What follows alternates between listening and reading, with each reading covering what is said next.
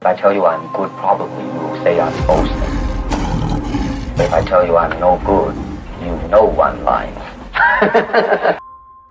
Yo, what's good, Boxing Talk family? It's your boy Dr. PG Praise God to get money back for another YouTube video.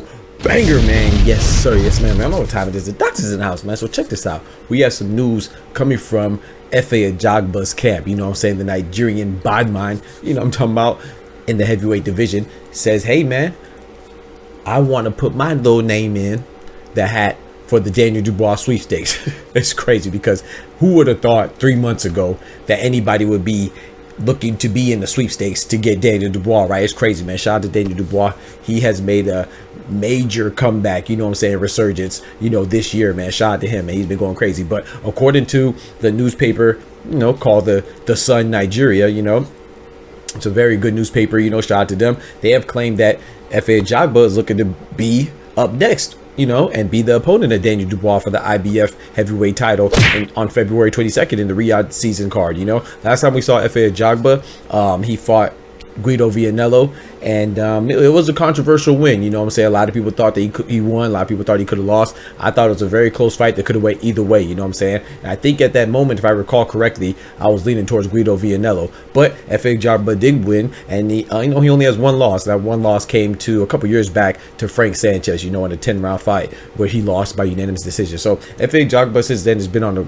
nice little win streak, and I think that it would be a good matchup. And if you remember, you know, it depends on how much you pay attention to boxing. If you pay attention to this channel, then you'll be up to date, you know what I'm saying, up to speed. That's why you rock with us. But some years back, I want to say about 3-4 years back, you know, Efe Ajagba and Daniel Dubois were supposed to fight, you know, but you know, things change with boxing with so much fluidity, so it didn't happen. But now it could happen because, you know, the stakes are a little higher with Daniel Dubois being a champion. But also, in addition to that, you know, a lot of people are, you know, potential opponents for Daniel Dubois, including Zhale Zhang, Ajit Kabayel, you know, so many people have been named. Even Martin Bakole was named, you know, but now we have another addition to the sweepstakes, like I said, Efe Ajagba. Now Frank Warren, you know, Daniel Dubois' promoter for Queensberry, he's mentioned that Daniel Dubois could be fighting a guy that's not Anthony Joshua, but is going to be in the top 5, right? Top 5 of the rankings. Now, if you think about that, well, Efe Ajagba is ranked number 7. However,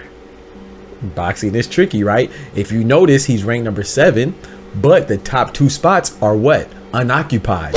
So if you want to move a little things around, you could kind of, sort of, figuratively say that Efe Ajagba, even though he's not technically top 5, he is top 5 because, you know, you take out the other 2, then that 7 turns to 5, you know, so that top 5 opponent could be satisfied, you know, this way. But we'll see how it goes, man. If you want to stick strictly to the rules, then by Frank Warren saying that the next opponent in the voluntary defense for the IBF for Daniel Dubois, if it's going to be top 5, then it would exclude, you know, Efe Ajagba. But if you consider that little trickery there, then it could be Efe Ajagba, man. Y'all let me know who'd you rather see him fight, that being Daniel Dubois. Would you like to see him fight the Nigerian badman and Efe Ajagba? Would you like to see him fight the Chinese badman and Zhale Zhang, or would you like to see him fight the Congolese badman and Martin Bakole? Because we've seen, or maybe even too, we might even get Ajit Kabayel. There's so many options that are good, you know, since Anthony Joshua turned it down. I'm cool with any of these fights, man. So y'all let me know what y'all think about that. Don't forget to smash that like button. But most importantly, remember, with God, we can do anything. Without God, we're nothing. The doctor's out.